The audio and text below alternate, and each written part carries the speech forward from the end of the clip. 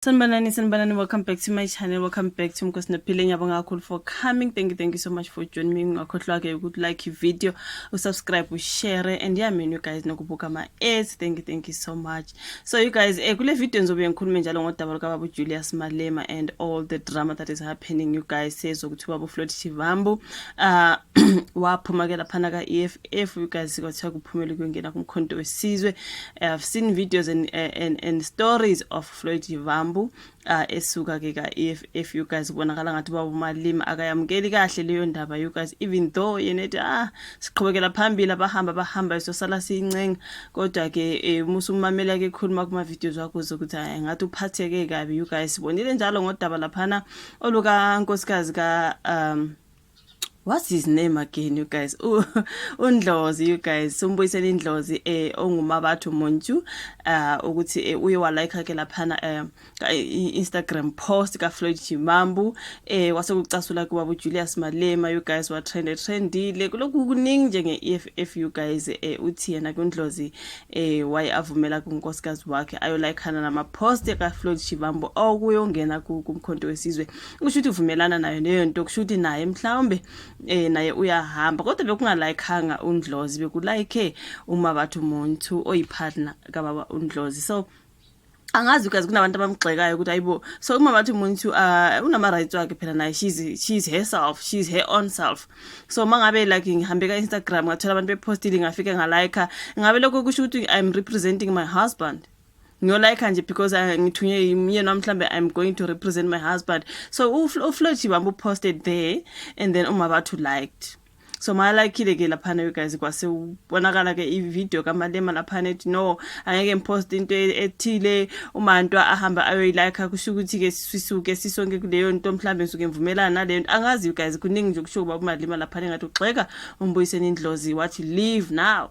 Mangabe now you want to leave leave now. Okay, so now angazi you guys bathi abantu kuyaganga laphana uMalema ngokuhlokoloza abazwelana noShivambu.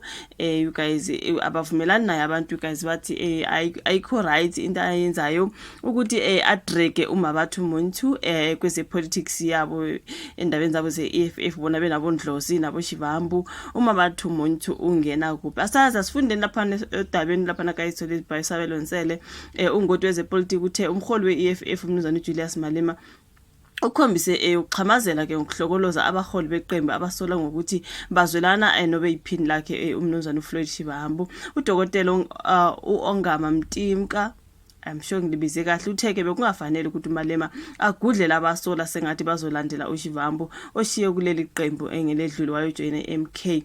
Wavele bezwakala igudla umbuyiseni Indlozi ethi leave now.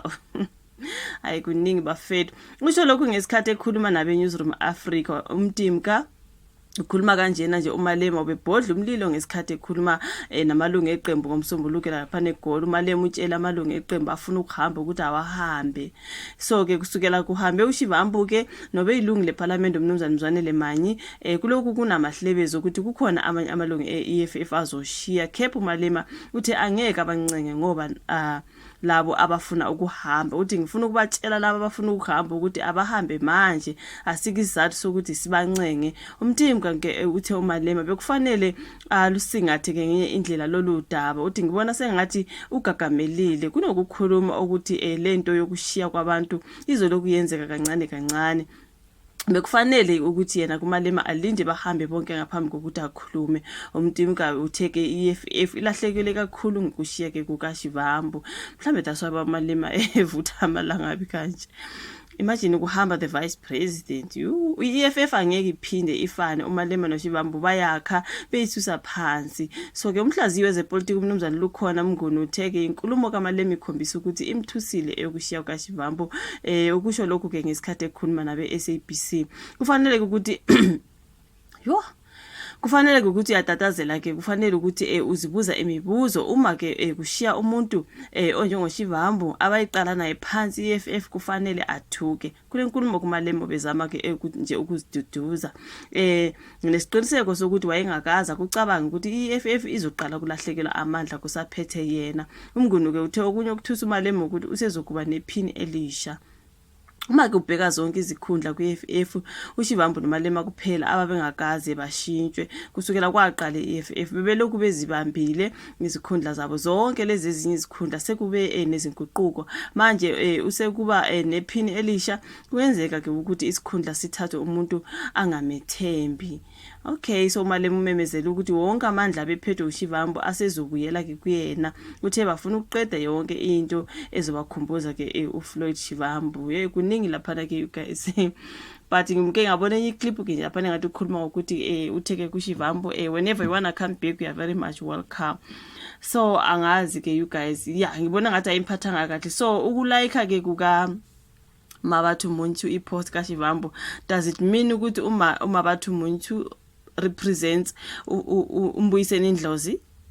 Phela unga ukuthi vele belubhekise kuNdlozi might leave now, we know your relative have told us you can leave now, go, like he really was saying that to Ndlozi. So does that mean uma ngihamba lapha na on social media ngilike ama post wabantu I am representing my husband?